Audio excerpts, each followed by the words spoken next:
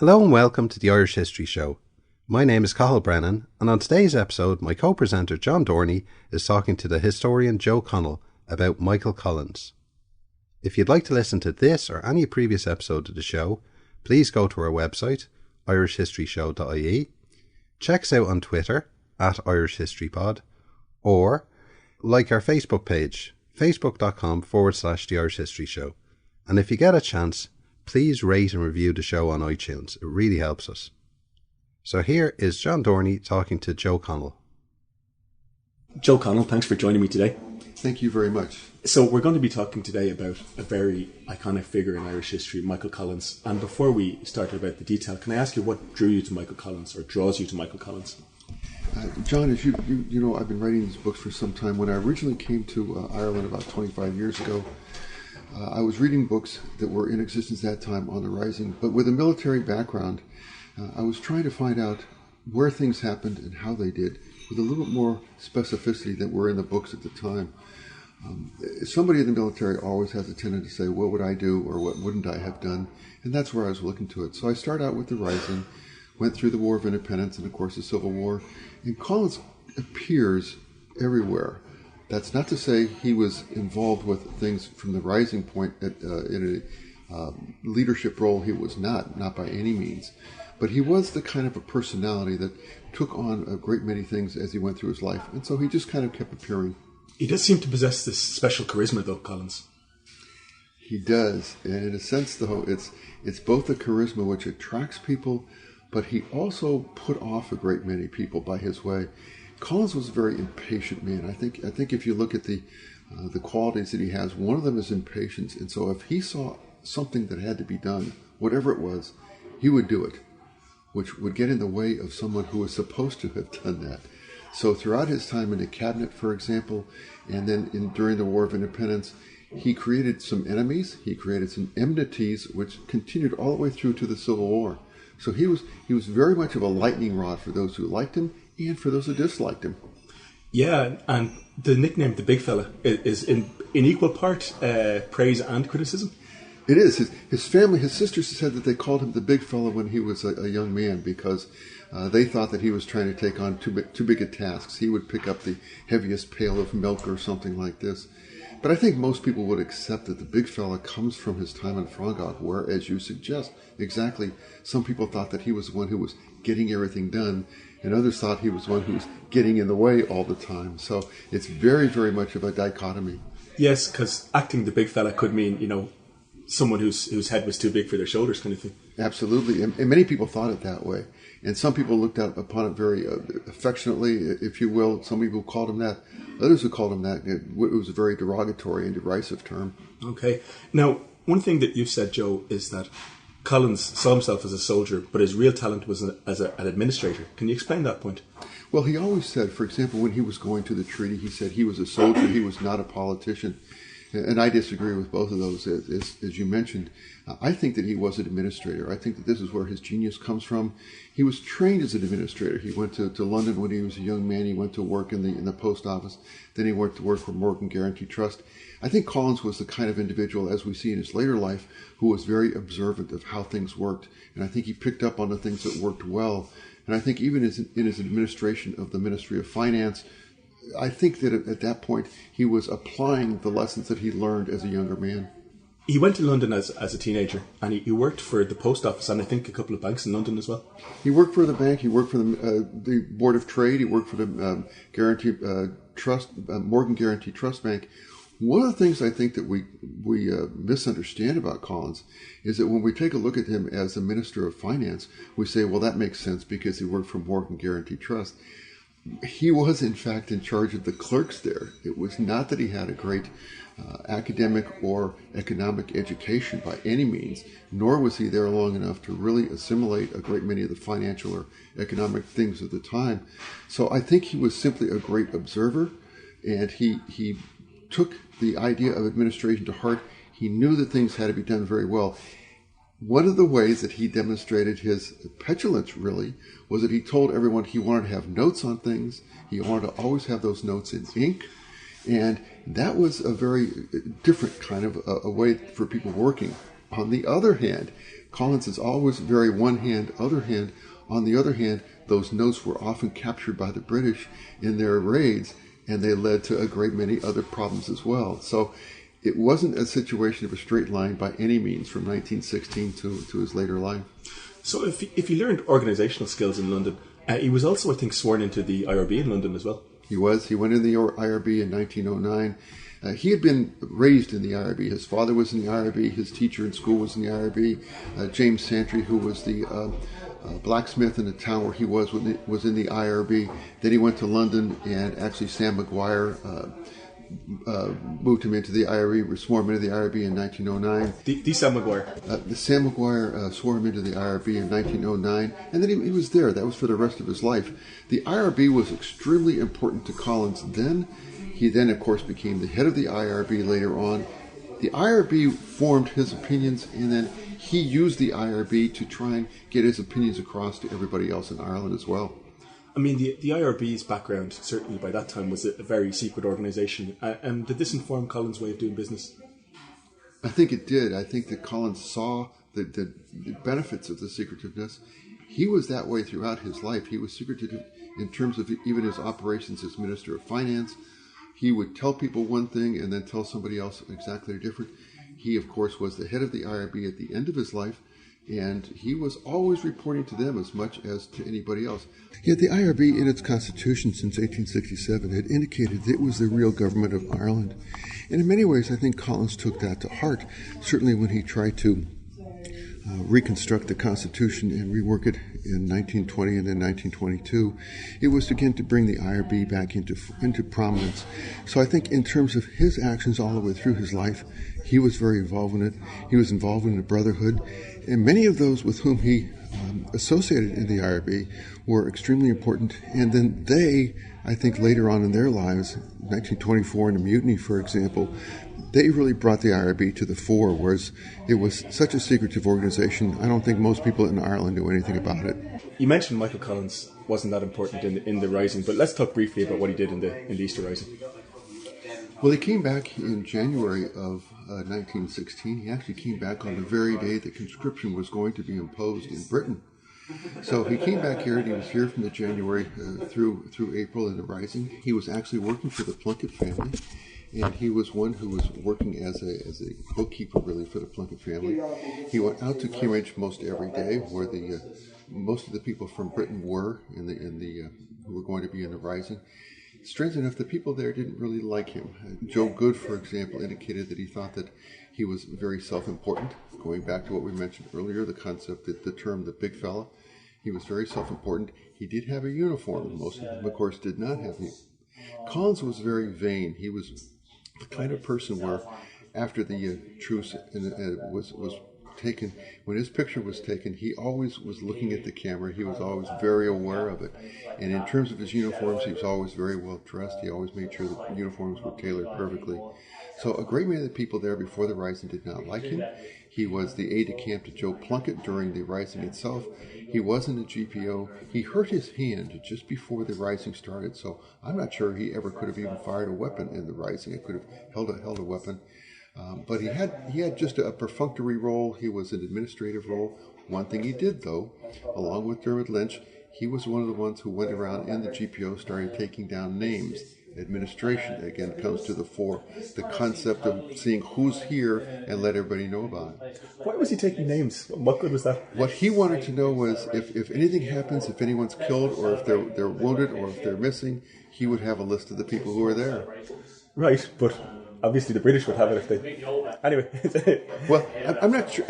Collins was not the kind who would have depended upon someone else to do what he thought should have been done, which is one of the problems that he had later on in the cabinet. He would have said, this has to be done, and he would do it. Then he would go to a cabinet meeting, and he would say to someone, oh, I've already done that.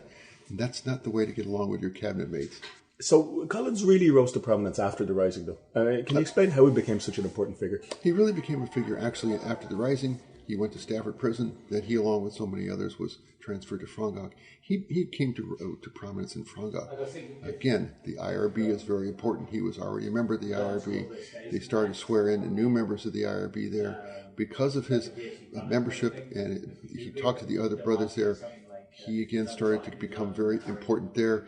He was one of the ones who would set up the rules for the huts. He was also one of the ones who would talk to the British and try and make sure that the Irish were treated as political prisoners.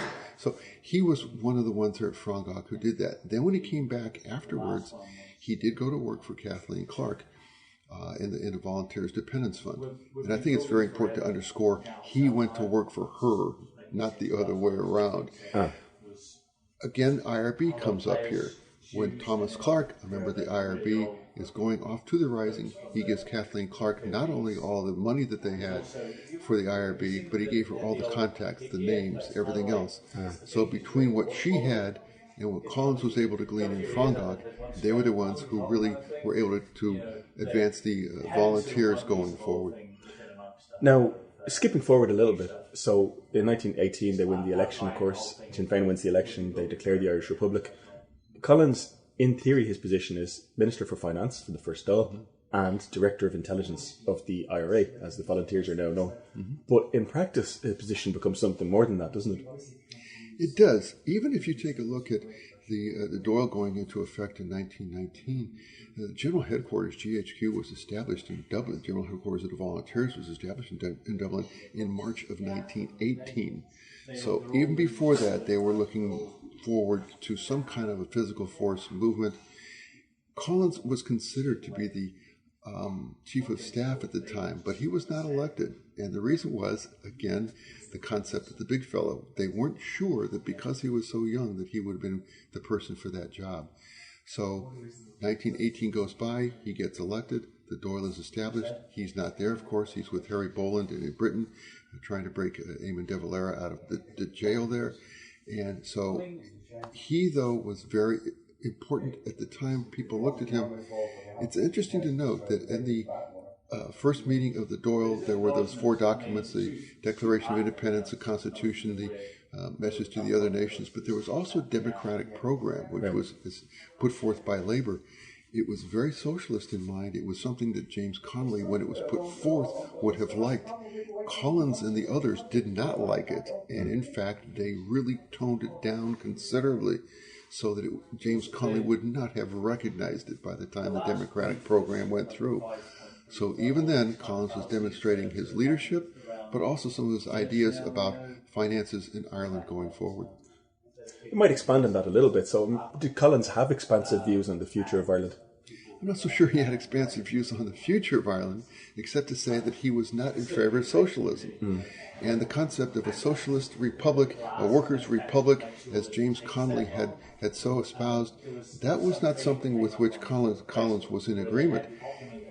After the Rising, Collins said that among the people during the Rising, the one he would have followed forever was James Connolly. And yet I don't think he agreed necessarily with his social views, and he certainly was very much opposed to a democratic program, as it was named there going forward in the Dáil. Like, in theory, in the War of Independence, which is what we now call it wasn't called that at the time, but Richard Mulcahy was the Chief of Staff of the IRA, and the overseer was Cathal Brugha, the Minister for Defence. Yes. But in reality, that wasn't really necessarily the case, was it? I think that Collins and Mulcahy moved, if not in lockstep, they moved very close to it. I think they communicated very well with one another. I think they liked one another. I don't think that either one of them liked Cathal Brugha. And I think that Cathal Brugha continued in his activities at Lawler and the Candle Makers, where he was the managing director. I think he continued, and he didn't devote his full time to it, which was his intent. It was not that he was set aside. That was just simply what he wanted. I think that Brugha sometimes felt that he was neglected. He always wanted to be the Minister for Defense, and he always wanted to be involved. But I think that the Mulcahy and Collins clearly were way ahead and did things without his knowledge, which, again, was very typical of Collins and which created that enmity, certainly with Cathal Brugha, that boiled up at the very end. Yeah, I mean, I remember reading once in an Army Inquiry much later that someone asked in 1920-21, was Mulcahy Collins's boss, basically? And you can almost see the interviewee looking at him saying, "Of course not," you know. So I mean, you can explain this kind of informal position that Collins had. You mentioned earlier about Collins's charisma. I think it's very important. I think that he really got along very well with some people, and that charisma became a friendship / business relationship, if you will, that we see in some things today. Collins and Mulcahy got along very, very well, and I think Collins was, in a sense, Collins was the man in front who would go talk to the various people. Mulcahy was the one who was doing the hard work as an administrator in the army, and was doing the things necessary to be chief of staff. So I think they got along well, and I think the personal relationship was one that carried over. Yeah.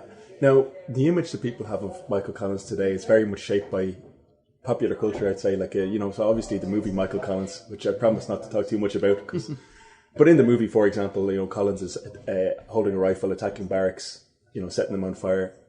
And that didn't happen. That's not what Collins was about, right? It did not happen at all. And so when people look at him in that particular way, I think that they get a great misconception of him. They're misinformed. That did not happen. He certainly was someone who supposedly carried a weapon on his person once in a while, but even that didn't happen very often. He was not what we call in the military a line soldier. He was what we call in the military a staff soldier. He was very much in the background. He was very much the planner. He was extremely involved. I think he cared tremendously about the men and the women who worked for him and the travails that they underwent.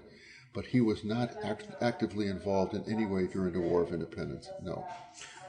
So, what was his central importance in the War of Independence? I think his central importance, it's hard for me to say exactly, because he did so many various things. Certainly the Minister for Finance, he raised money, but that money went to the administration of Ireland. That money did not go to the purchase of weapons. So again, he was acting there as an administrator.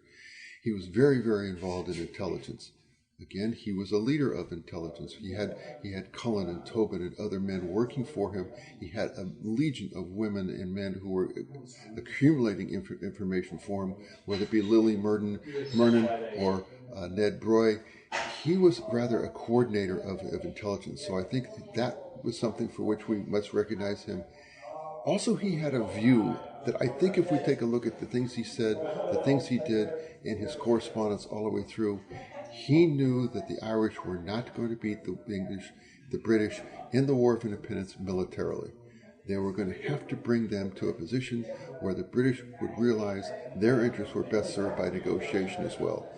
All the way through, I think Collins had that as his view. It takes a great deal of foresight to see that. I think he had that. It also took a great deal of ruthlessness to bring them to that point, and he had that as well. Let's talk a bit about the ruthlessness. Like, the most obvious example is the squad and Bloody Sunday, but also all the other activities of the squad. Let's talk about Collins' ruthless side. Collins was one who looked at the military principle of getting your retaliation in first. I think he understood that he was going to have extreme violent actions in order to A, get the attention of the British, and then B, to dissuade some of the Irish who were working for the British. There was no question in my mind that he was a ruthless man all the way through. At the times in the movie that you mentioned before, he said to Harry Boland, no, violence is the last thing. And sometimes, in Collins' opinion, I think violence was the first thing he chose. And that was simply a part and parcel of the way that he thought the war should be prosecuted. And Collins' role is largely, eliminating British intelligence agents in Dublin. His hands-on role is mostly in planning that, isn't it? It is indeed. When you take a look at the elimination of the G Division, the intelligence division of the DMP, if you take a look at his idea of getting rid of the British intelligence, even which trickled down to the countryside, bringing the British troops back into the barracks so they lost their ability to have any intelligence in the countryside itself. But it was his brutalness and his ruthlessness was in getting rid of the men themselves. He always said the British can replace the men, but they can't replace their knowledge. So his view was, if you don't have any contact with the British, I will leave you alone. But if you don't stop your intelligence activities with the British, I will eliminate you. Right. I mean, I want to make two more points on that, and then we'll move on. But one thing is that Collins was quite critical of the Easter Rising, and he felt that it was, kind of a theatrical performance. And his, and I would say Mulcahy's, conception of guerrilla warfare is much more practical, isn't it? It's much more down and dirty, but much more kind of about stripping away the supports of the administration. Oh, absolutely.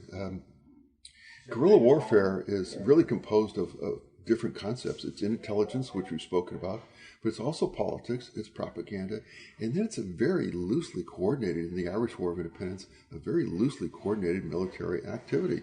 None of those can be done without the other. I think Collins, more than some of the others, recognized the absolute necessity of intelligence, of politics, of propaganda, alongside the military aspect of it. Guerrilla wars are not won then, they're not won now by military means. They are won by the fact that you're getting a regime that's in existence out of being in existence. Negotiating out, maybe, leaving, maybe, getting tired, maybe, not being able to tell their own country that we should be in this particular area. But the other aspects, besides military action, are extremely important, and Collins and Mulcahy recognize that. So, moving on a little bit, you've mentioned that Collins was also a political actor, and he understood the need for negotiation to end the conflict in Ireland. He knew it couldn't be won by military means. Can you talk a little bit about the evolution of Collins' thinking, about the need for a compromise? Well, I think as Collins went on, I think he saw that he could eliminate a great deal of the British Army's influence and the British militaries throughout the country, and then in Dublin particularly. But I think he also saw that no matter how much they did of that, they were not going to get the British out of there unless they did, unless the political move was made. Collins throughout his life was a deal maker. He was negotiating with people. He met Andy Cope from the castle a great many times. He was always someone who recognized that if we can make a deal, let's do it and go from there. We see that in the end of the War of Independence, moving toward the truce, and then in the treaty negotiations, and then we see that between the treaty's ratification and the end of his life. He was always trying to make the best deal possible. On the truce negotiations, one thing that struck me is in 1919, Collins tried to have Sir John French killed, who was at that time the leading administrator in Ireland, Lord Lieutenant, but he was particularly important at that time. But that, to my knowledge, is the last time Collins tried to have a very senior member of the administration killed. And I wonder, had Collins one eye on talks the whole time? I think he did. Remember, as you get to the end of 1919, after Bloody Sunday, right immediately after Bloody Sunday, for example, Archbishop Clune from Perth, Australia, who was an Irishman originally, came to Ireland and started talking. So the truce, which is, of course, in July of 1921, that didn't happen overnight. And Collins's negotiations with Cope didn't happen overnight. And Collins's negotiations with Clune were 7 months before that. Collins knew that this was the way to go. It's often said that sooner or later, people are always going to have to negotiate, and the most intelligent of them know that it's better to do it sooner rather than later. And I think that applies to Collins. He knew where they were going. Right. And yet he was quite a reluctant negotiator of the treaty. Famously, Eamon de Valera sent him against really Collins's wishes. Yes, I would disagree with the phrasing in that question, though, only in this sense. I'm not sure he was reluctant for the negotiations, but he was reluctant to go himself, very, very reluctant to go himself. He thought of himself then as a soldier. We've talked about that, and I disagree with his concept. But he always thought that it would be better to hold him back as to be this person that maybe we have to hold Collins back because everybody thought of him as the murderer of the Irish. De Valera was never going to go with that. I think De Valera did not want to go to the treaty negotiations himself. He was never going to put himself in a position that he would talk to Lloyd George and say, but I must check with Michael Collins in Ireland. That was never going to fit into a De Valera plan. Not a chance. So you're absolutely correct in the way that you ask it. Collins was very reluctant to go. He said, I'm a soldier. I'm not a politician. He turned out to be, I'm not going to say a good politician or a good negotiator, but I think he surprised a great many, including the British delegation. So the treaty that was eventually signed will eternally be debated in Ireland, but we'll just touch on a few important points. So Collins agreed on some things that some of his comrades disagreed with, and one of them is the oath of allegiance or fidelity, depending on your preferred interpretation. Another one is partition. Another one is the British retention of ports and naval bases in Ireland. Why would Collins, the long-time IRB member, have agreed to this? Well, I think overall Collins was a realist. I think he felt that going to negotiations was the important thing to do and the correct thing to do at that time. I think he, more than anybody else on the negotiating team, maybe more than anybody else in the cabinet, understood the very poor position that the IRA, the military aspect of the Irish, was in at that time. In my opinion, they were on their last legs. They were really, there were very few people on the streets in the countryside left. The British had almost 5,000 people in prisons. The IRA was really, really hurting that way. From a manpower point of view, they were also very, very short of ammunition. They probably didn't run out of weapons. They ran out of ammunition. I think Collins more than anybody knew when they went there to London that the IRA was in a very poor position, and they had very little leverage, actually, with which to bargain. I also think that the IRB was extremely important to Collins. I think he felt, as he said in public so many times, that the treaty was a stepping stone, or it was a freedom to achieve freedom. In private, I think he used a different phrase. He always said, "I'm going to work the treaty." Mm-hmm. Those things are two different things to me. I think Collins looked at the treaty as a beginning. I think he looked at it as a necessary end to the war, but beginning of the next part, the next aspect of it.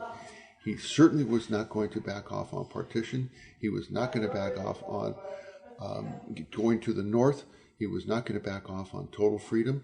On the treaty ports, I think he felt that international opinion, which was so important in bringing the British to the table, was not going to really be all that destructive of the British desire for that. They just finished the First World War, where they had been greatly damaged by U-boats.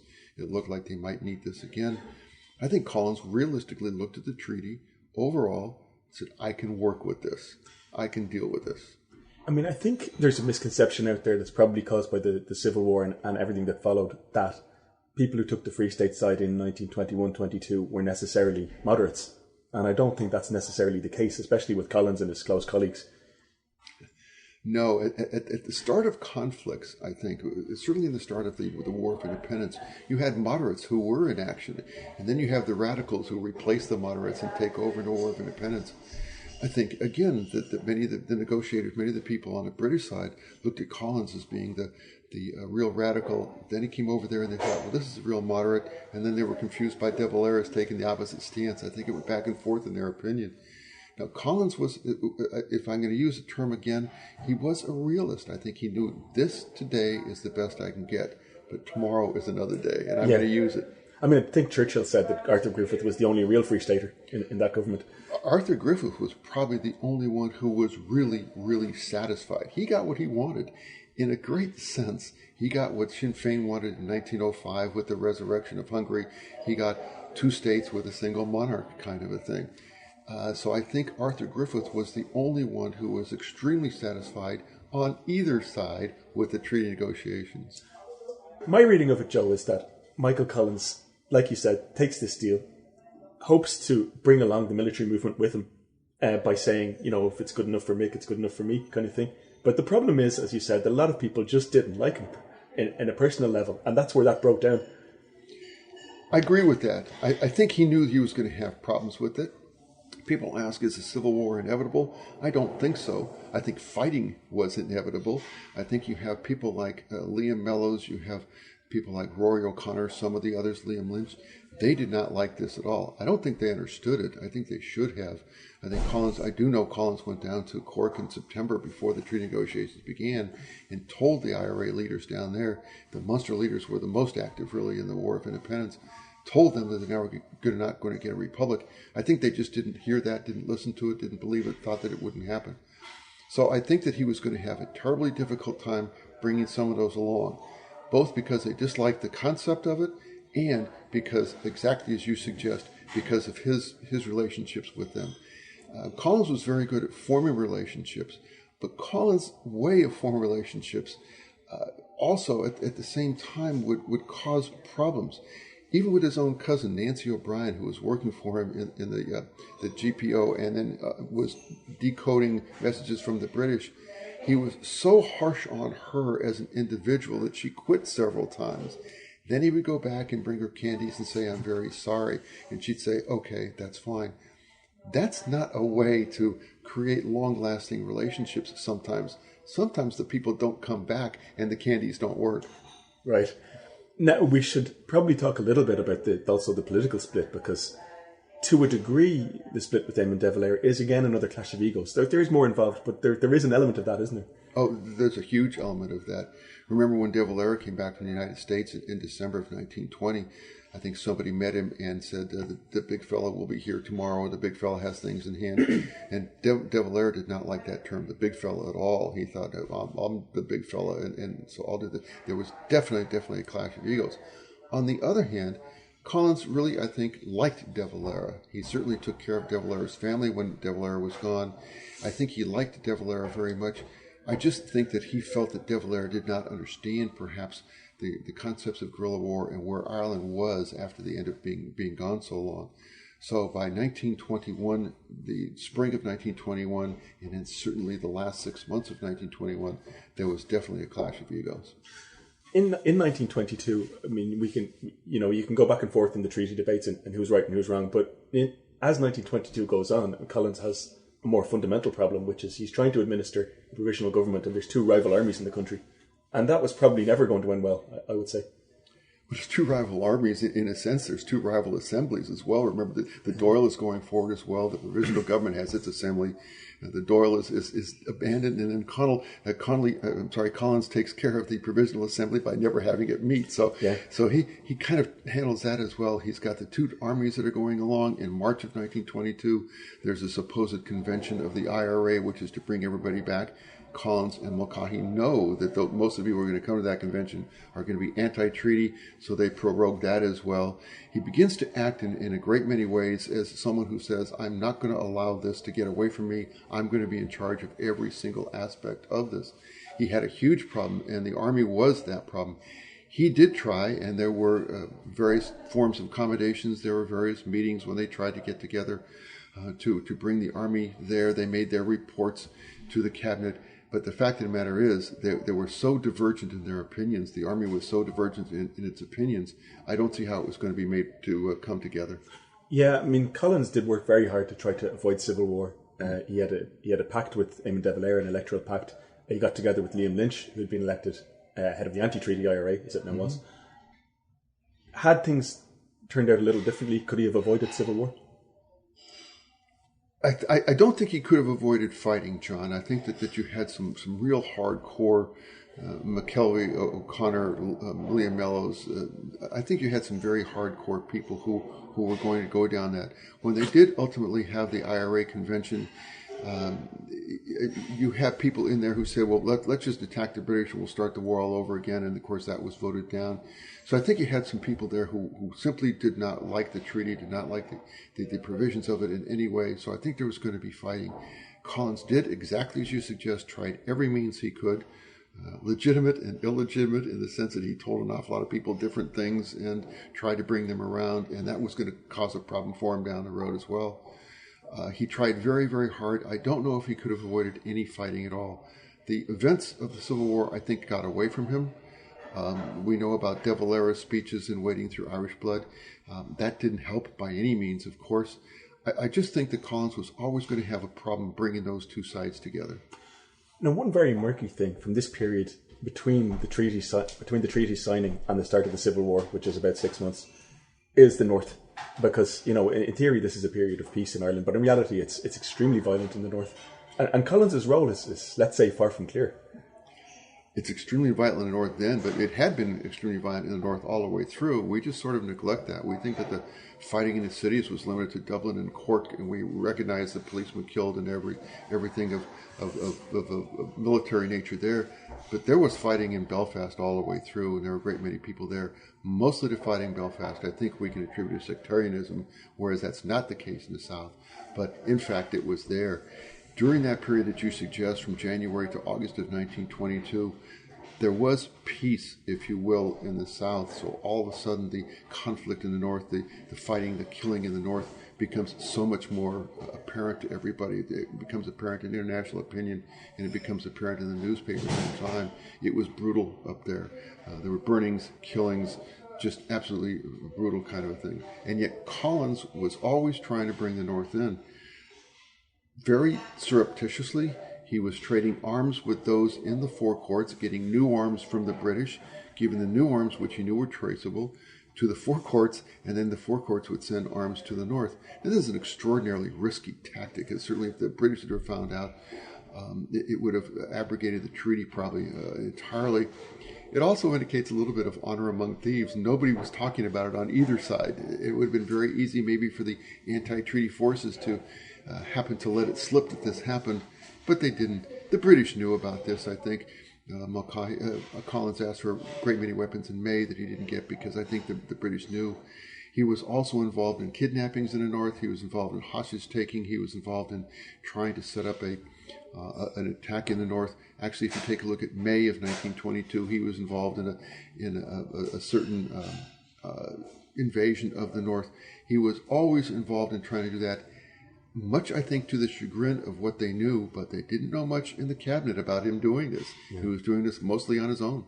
This is the Irish cabinet, I should emphasize, yes. Not the British one, yeah. Yes. Well, the British cabinet, I think the British cabinet probably knew just about as much as the Irish cabinet, and neither one of them knew of anything. Yeah. Collins was working on his own. I mean, I'm going to have to ask you to speculate here, Joe, but what was Collins playing at? I mean, he's meeting with Churchill and Craig, Craig, the new Northern Ireland Prime Minister, saying peace is declared. He's also sending arms by the truckful to the North. And involved in various schemes. At the same time, some people will tell you that, he pulled back from the full Northern offensive that was supposed to happen in May 1922 and he was double-crossing the IRA. But what was he playing at, though? I think Collins had an end goal in mind. I don't think he had in his mind a means to get there. I think he was trying any means he could, bring any way he could to get to that end goal. And I think that very often they were counterproductive, they were counterintuitive. I think the people in the North who have written about this say that very often the activities that he did really didn't help at all. They really kind of hurt. Ernest Blythe, who was in the Irish cabinet here, was from the North. And when he found out some of the things, he was very much in disfavor of them. He didn't think they were helping either. I don't think Collins had a plan. I think he simply had I think he had an end goal, but I don't think he had a plan. So, moving on, as it turns out, there wasn't a war with the North, there was a war in the South. And it was caused by a very famous and controversial event, which was, it was sparked by a very controversial event, the assassination of Henry Wilson, which Henry Wilson is a field marshal, very senior in the British Army in the First World War.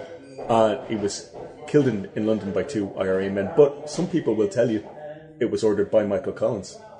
What do you think of that? There are a lot of things that we don't know about this time, and that's certainly one of them. I don't think we know who ordered the killing of Field Marshal Wilson at the time. He certainly was on a list that Collins had made up to be killed earlier in the war.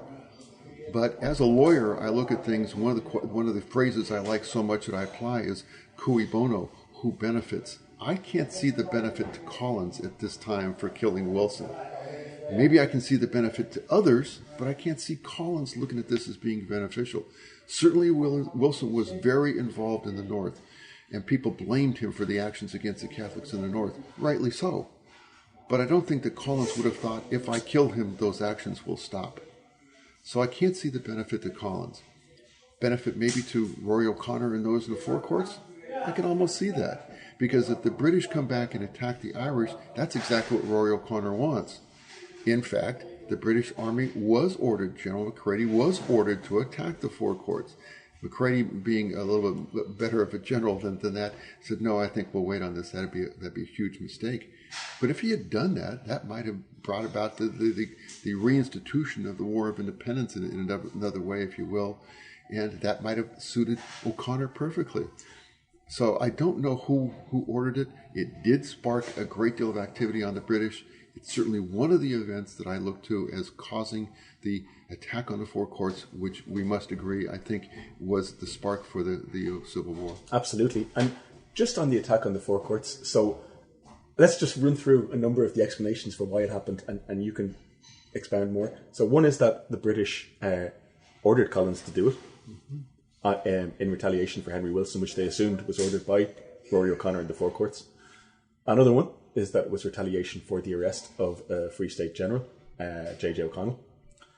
And yet another one, which you've mentioned recently, is that it was to preempt the action of the Four Courts people in restarting the war with the British. Yeah, I think all of those play a role, and I think that they're all very important to look at this. You know, in history, very often we look back in retrospect and we say there's one thing here that started this. If we look back at the First World War, probably most school kids will say it was the assassination of Archduke Franz Ferdinand. Now, the war was bubbling and going in every which way until that. Here in the Four Courts, you have a threat to the Irish government, which the British government, of course, thought had to be resolved. You do have the killing of Field Marshal Wilson, which the British said, that's it, that's the last straw, now you have to do something about this. So again, we're looking at that. We're looking at the British government supposedly telling Collins, take care of this, and Collins supposedly saying, let Churchill come over and do his own dirty work. But we have something I don't think people talk about very much, and that's, along with this transfer of weapons from the Four Courts to the north, the Four Courts garrison really was looking to invade and to start a new war in the north in order to bring the British back in, which they thought would reunify the IRA, and we fight the British again. The fact of the matter is they were doing that. There was a raid on Ferguson's garage here in Dublin at that time. The raid was really to get transportation to take troops and people up to the north. There was the capture of the leader of that group, Henderson, which led to the capture of J.J. O'Connell, as you said. But even that, we must look at it and say, but O'Connell was just walking his girlfriend back alone to his home after going to the theater, which is not the indication to me of a war starting in 2 days. What we have is the military commander of the Southern Forces being Sean McKellen, who's in County Donegal with his wife on their honeymoon. That's not the place where you expect your military commander to be 2 days before a new military action. So I think the attack on the Four Courts was really something that wasn't planned by either side. We don't even see on the part of the Four Courts people starting to accumulate foodstuffs and water and things of this type as they would if they knew that a war was coming.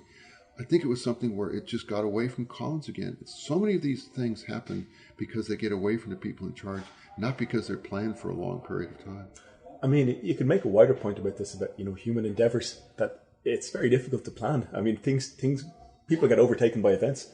Things just happen, and overtaken by events is exactly the way to put it. Things just simply happen. Again, going back to your previous question about Collins, I think he had an end, but I don't think he had a plan necessarily how to get to. I think if you take a look at the War of Independence, it's that you look at that. He had a plan probably halfway through, at least, if not even further. He had a plan to come to a negotiating table, but how do we get there? Who knows? Once he attacks the Four Courts, or once the National Army attacks the Four Courts, the Civil War, for better or worse, is on. Mm-hmm. So people take sides. Mm-hmm. Would it be fair to say that Collins is a reluctant warrior in this case? Oh, very much so. And in a sense, I think some of the others were as well. Remember, they had Liam Lynch, who was captured. They had Liam Deasy, who was captured here. And the Free State soldiers let them go because they thought they could negotiate with them going down the line. So I think that there were a great many reluctant warriors who subsequently became extremely one-sided in their view, that they would not compromise at all. I think Collins he did not, again, want to fight that war. He kept putting out feelers to people. He kept saying, in fact, we can try and end this and then we'll go down the road. I think, again, he was a deal maker, and he was trying to make a deal and he couldn't do so. Some people in recent years, some people at the time and also some people in recent years, such as John Regan, for example, have raised concerns about the concentration of power in the person of Michael Collins, especially after the outbreak of the Civil War. Can you speak a bit about that and some of the concerns people had? Well, I think that those are legitimate concerns. I think if you take a look at Collins, he was acting as the head of the Provisional Government. He was being given deference by a great many members of the cabinet. Always, whatever Collins wanted was pretty much what was done. Some people like Peter Hart have said that there was not as much deference as we think. But I don't think when you look at some minor appointments and things like that would constitute any kind of balance to Collins. He was acting, prior to July, he was acting pretty much the way he wanted to work. On July 12th, of course, he said that he was going to stop his ministerial duties. He was going to become the commander-in-chief of the army and take over military duties entirely.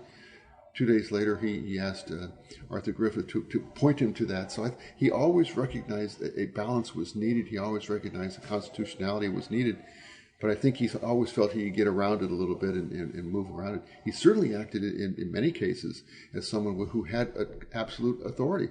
The term dictator is a very offensive term to some people, so I don't know if that's a term we want to use. But he certainly acted as an absolutist. He was in charge really of the civil government. He was in charge of the military government. He was in charge of the planning for both. He was in charge of those activities as we spoke about for the North. He was pretty much acting on his own initiative.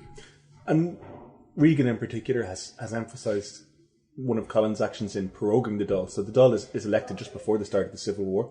It never meets as long as Collins is alive. And 5 times, by my count, he actually said, "No, we won't meet yet. No, we won't meet yet."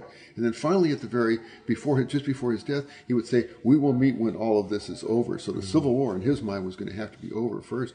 And that went all the way till the 21st of August, just the day before he died, in which he wrote that it would not be, that the Assembly would not meet again.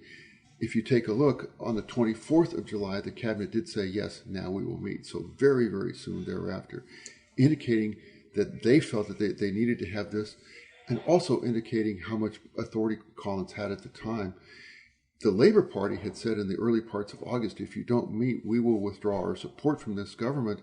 And Collins even then said, "We'll get around that. We don't care." He didn't indicate at all that he was going to have any assembly meet until the war was over and until he determined it was bound to meet.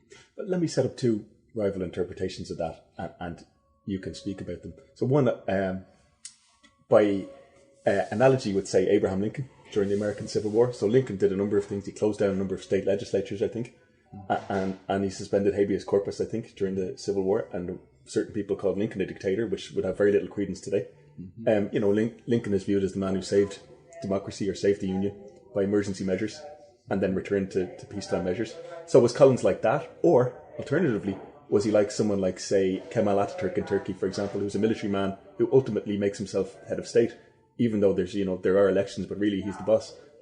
Was Collins on that spectrum, or? Collins would be on the spectrum of being absolutist. I think sometimes when we look at Lincoln,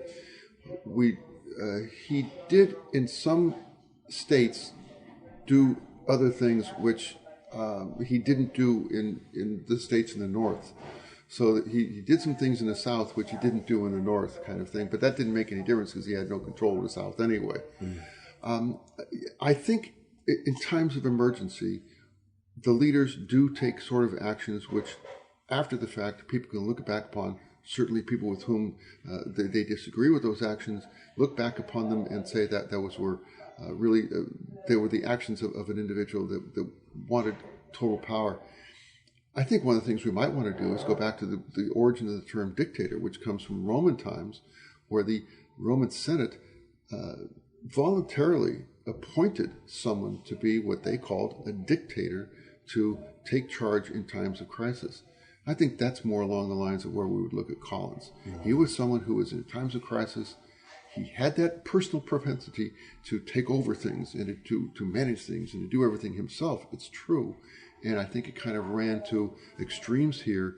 But I don't think he could be looked upon as a tyrant or as looked upon as an autocrat in the sense of completely eliminating anything. I just simply think he looked upon it as a time of crisis, and he was the best one to do it.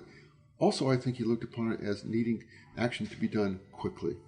And that was also one of his, I think, downfalls during the War of Independence. He would do things too quickly sometimes and cause problems. So I'm not sure he would be on the spectrum, but I'm not sure where he would fit into it. I don't think he would fit on the very far right end as being an autocrat or a tyrant or anything like that. One thing, I'd agree with that. I mean, one thing I would say as well is that Collins seems to be a restraining force to a degree during the Civil War. He does seem to be trying to contain violence and avoid reprisals, which of course happened later on. Yeah, he did. Again, when he was asked by the cabinet about shooting people, about reprisals, he said that he would have no problem if someone were shot who was unarmed he would have a problem with someone who was shot if they were unarmed. Of course, that doesn't apply to someone who shoots a soldier and then puts the weapon down. He was always kind of vacillating a little bit. He was a deal maker. My projection, my opinion, is that Collins would not have been involved in the executions and the extrajudicial activities that the Free State and government engaged in going forward. I don't think he would have done that. I think he did not want the Civil War, and I think that bothered him. I think that it bothered him to fight those he was fighting. I think it bothered him to fight his friends and the people with whom he fought before. I don't think he would have let it get to the degree that it did. As a military commander, I mean, these 2 months, the last 2 months of his life, he really is a conventional military commander to a degree, more than before. How did he get on as Commander-in-Chief of the National Army, in your estimation? Well, I think he got on pretty well, but I think he had tremendous advantages by that time. I think he had the advantage of the Free State Army was really coming together, but they were being very well supplied by the British. They had a lot of arms and transportation coming in from the British that they could use. They did pretty well. Their landings in Cork to go to Tralee, and those are pretty good landings. They make an awful lot of sense. They should have been more expected by the anti-treaty forces. They were expected, but they didn't proceed very well to defend themselves. I think he did pretty well, but at the end, he went down on what was supposed to be a military inspection tour of the South, which was an absurd kind of a thing from a military view. I think he could have sent out a staff captain at that point or something to get a real good military view. There obviously were other reasons for it. He went to Cork. He was trying to bring back some money that the IRA had taken out of the banks. He was down there negotiating with Flory O'Donoghue and some of the others in terms of bringing it into the war. I think he did well as a commander, but again, I don't think he did very well at the end. One of the things that I think is important to note is how military people advance today's army. They will be trained at a relatively small level, a company level, or maybe battalion level, 1,000 soldiers maybe. But then at that point, when they begin to become promoted beyond that, they go to other schools to learn how to command larger and larger units. Collins, I don't think, knew how to command an army. Now, the day that he died is forever going to be remembered in Irish history by the place name also, Dáil na Bla. You've mentioned that you think the preparedness for the trip was shoddy, let's say. I do. Remember, this is sort of the second aspect of that trip. He was already on the start of it. He was down in Limerick when Arthur Griffith died, and then he came back to Dublin, of course, for the funeral of Griffith. He went back to the South on this tour. However, the planning for the military aspect of that very day, I think, was just rather... It would not have happened in any other circumstance. He should have had at least 2 motorcycle outriders, at least 4 lorries of troops with him. He should not have been driving that car. That car was the kind of a car which was a ceremonial car to drive from the castle to the Eris or something like this. It was not good on the country roads of Cork. Let's just clarify this. So Collins is driving through guerrilla-infested West Cork in an open touring car. It has no top, let alone bulletproof. There is an armoured car, but he's not in it. Yeah, it makes no sense. It was the kind of thing that if he had been going from Dublin Castle to inspect the troops in Tala, maybe that might have been an adequate escort and an adequate thing, but certainly not in guerrilla infested Cork on those kinds of roads in that car with that small of an escort. It made no sense at all. Was this due to the fact that Collins thought he could do a deal with people like Liam Deasy, who ended up commanding the ambush party? I mean, what did he think, that they wouldn't try to attack him? Yeah, again, Collins through his life had this strain of arrogance, and I think this was a very arrogant kind of a thing. Deasy was supposed to have met him that night back in Cork. He did meet Flory O'Donoghue on that trip in Cork before he went down there. So I think he thought that he could do that. He could talk to these people. I think he felt that he could bring his own personality. He could bring his own force of action to a meeting with them, and he could bring some kind of an end to the conflict. Again, when he would say, they're not going to shoot me in my own county, I think it was an arrogant kind of a thing. I just don't think he realized the danger he was in. And, we talk about people thinking they're bulletproof. I don't think Collins thought he's bulletproof. I just don't think he thought about it at all. I mean, yeah, the one thing I would like to talk about as well is people sometimes describe the killing of Collins as an assassination. And some people from an anti-treaty heritage, let's say, would contest that, and they'd say, well, Collins died in action. He was firing back, so it's not an assassination. Do you think that the people concerned were trying to kill Collins, or were they just attacking the convoy? Well, I think they were simply attacking the convoy. He came through in the morning. As I mentioned, there were certainly people in the south who knew he was going to the south. However, the people in the ambush did not know he was going there. He simply went through the town, the little crossroads there of Dáil, went by the one pub. They saw him, came in, said Collins is here. Absolutely by coincidence, there was a meeting of the anti-treaty forces there that day who had retreated from Cork and Kerry and other places. Had nothing to do with Collins being in the area. They went by, but a great many of those people said, if he goes by here, it's our duty as soldiers to attack any convoy that goes through. We'd do it for anybody. And I think that they demonstrated that in their statements a little bit later. They set up an ambush. They set it up early in the morning, 10:30 in the morning, waited all day. Collins didn't come back. Then in the evening, they were tearing down the ambush. They had a mine laid in the road. They were dismantling the mine. They had dismantled the blocking car in the road. They were starting to retreat. Most of them had gone away, and they come back and they say, okay, geez, all of a sudden here's Collins. And it was, by that time, the ambush was completely torn apart. Almost a fluke of terribly bad luck.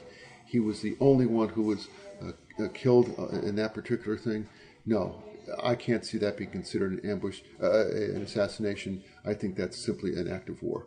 Why on earth did Michael Collins not simply get away from the ambush site once fire was opened? He simply wasn't trained.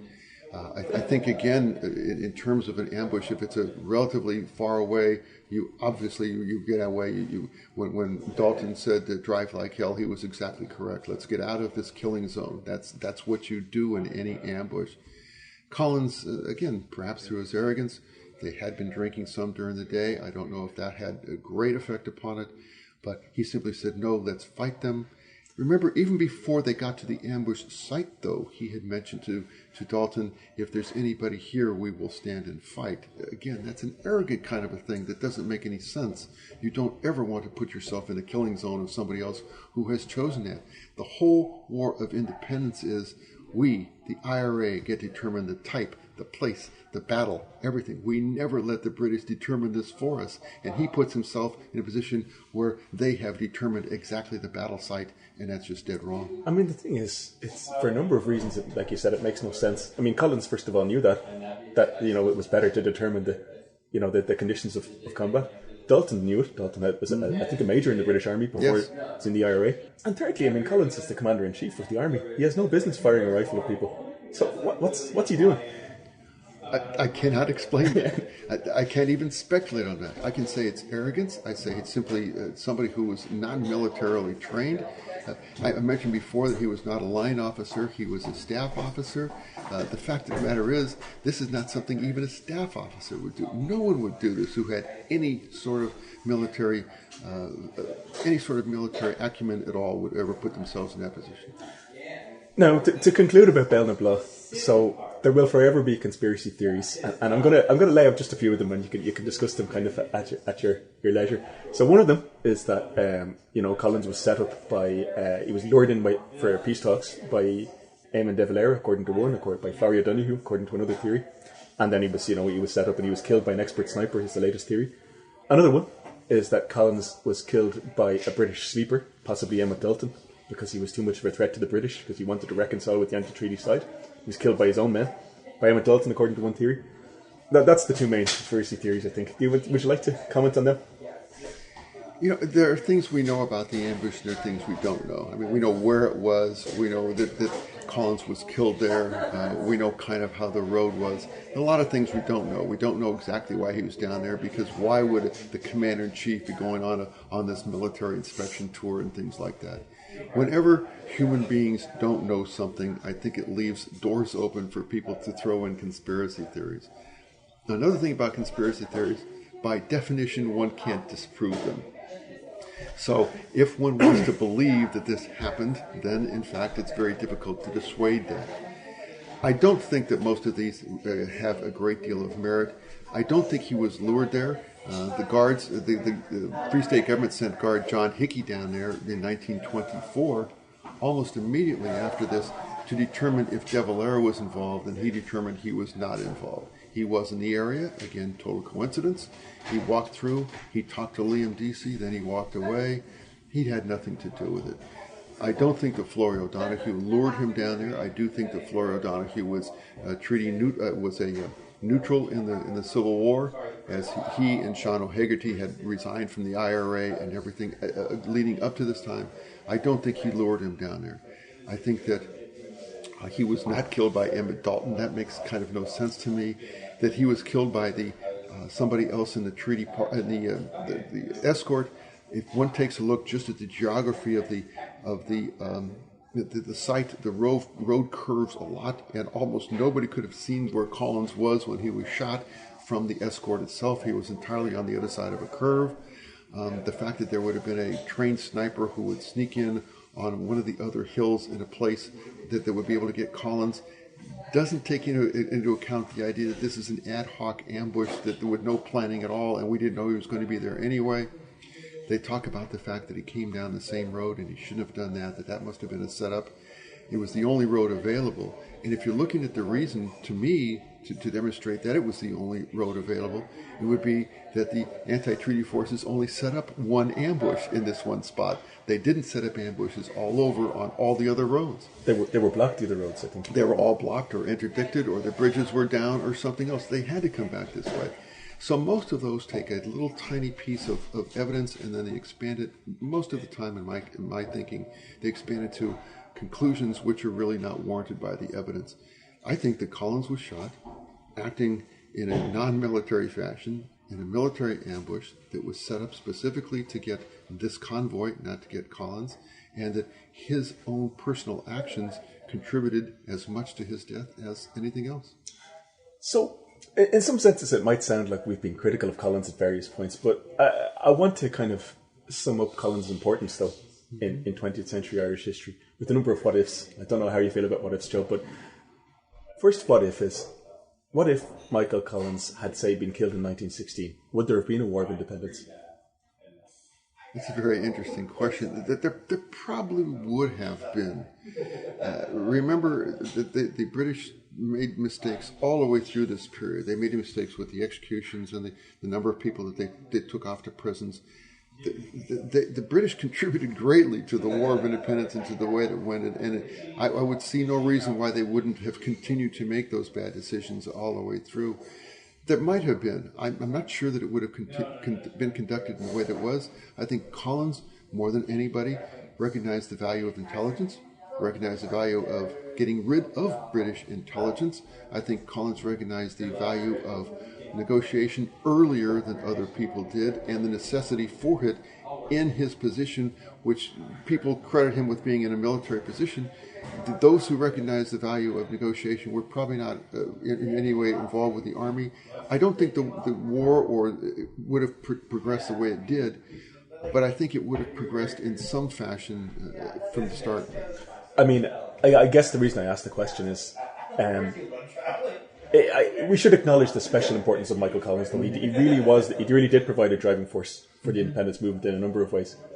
I think so. Again, I've mentioned that in the treaty debates, Arthur Griffith said that Michael Collins was the man who won the war, which obviously did not sit very well to a great many of the other delegates, particularly Cathal Brugha. And I would disagree with Griffith's statement. He did not win the war. But I would say, in conjunction with what you're saying, that he was maybe the one person without whom the war would not have progressed as it did. My second what-if is, what if Michael Collins had not signed the treaty in 1921? Let's say he had refused to sign it, gone home to Dublin, and said, I can't sign it. You know, that too is a very interesting question. The thing of it is that Collins felt that everyone had to sign the treaty. Griffith, of course, said, yes, I'll sign this. I think Collins said, yes, I will sign it. And then you had to bring along Gavin Duffy and Barton, and you had to have all five sign. If Collins had not signed, if Griffith had signed and Collins had not signed, that's an extraordinary situation. I don't know what would have happened there. I don't think that Collins could have come back and said, "I'm not going to sign it." I think he recognized that it was the final thing that could have been done. Amy de Valera kept trying to say, ask for this external association, ask for a different oath. I think Collins, maybe in a sense of frustration as well as a sense of acknowledgement, we've asked for all these things before. They're not going to come. We're not going to get them. This is as good as it's going to get. Let's sign this now. Remember, in the back of his mind, he's always thinking, I am going to work the treaty. This is not the end, no matter what it is. Mm-hmm. Next, what if? What if Michael Collins had not attacked the forecourts? There had been, would there have been no civil war had he not taken that decision?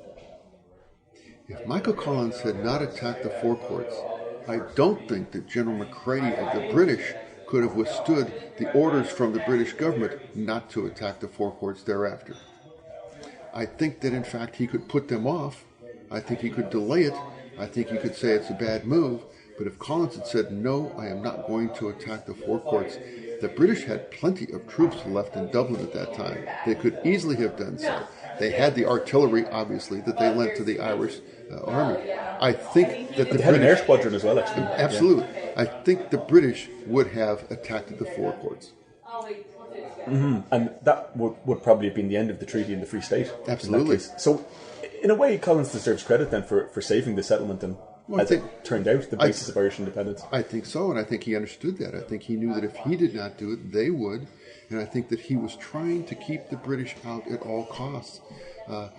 His constitution that he originally submitted over to Dublin was a very Republican constitution. There was no oath. There was no, and they threw that out. Collins was trying to do all these sneaky things, if you will, in his words, work the treaty, if you will, from the very day it was signed. And the last what if then is an obvious one, but what if he had not been killed at Ballinablaw? What if he had done the sensible thing and driven like hell out of the ambush site back to Cork?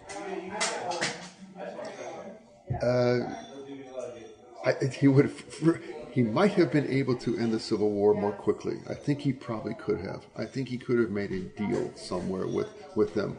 Would it have been a deal that would have stayed? I don't know. I think Collins would have told, for example, the anti-treaty forces, don't worry, we'll make this deal. You'll say you're turning your weapons, but just take them home. He would have told the cabinet, they'll turn in their weapons, we'll do the deal. Collins was telling everybody what they wanted to hear all the way through. Had the Civil War ended, he would have had another Civil War with his cabinet in order to do the things that he wanted, and they would not allow him to do that. They would have told the North, no, we're going to do this. We're going to do the South first. We're going to get the country established and everything of those types. So I don't think that he would have been able to continue just as he wanted to. They would have had to bring constitutionality back. There would have been a meeting of the Assembly. The Dáil would have come back into existence. I don't think he would have continued just as he was. I do think he would have continued in politics. I do think he would have continued trying to serve the Irish government in some way, but I don't think that he would have been able to continue just as he was then. And I do think he would have been a great counterpoint to de Valera as you go through the 20s and 30s in terms of the various parties and how that would have worked out. I don't know how it would have ended. I know how he would have wanted it to end. He was interviewed by an American senator between the time of the treaty's ratification and his death, and the American senator said, now that you have the British out of here militarily, what are you going to do? And to paraphrase Collins, he said, the Irish nation must provide to the world the goods that it wants, at a price that it wants, at a price that it will pay, and in the delivery in the best way possible. And if you look at Ireland today, I think that's very prescient, because I think that's what Ireland is trying to do today. Okay, Joe Connell, thank you very much. Thank you, John. It's been an absolute pleasure. I mean that. Now, that was John Dorney talking to Joe Connell. If you'd like to listen to any previous episodes of the show, please go to our website, irishhistoryshow.ie. Follow us on Twitter at irishhistorypod, or like our Facebook page, facebook.com/The Irish History Show. And if you get a chance, please rate and review the show on iTunes. Until next time, thank you very much. My name is Connell Brennan.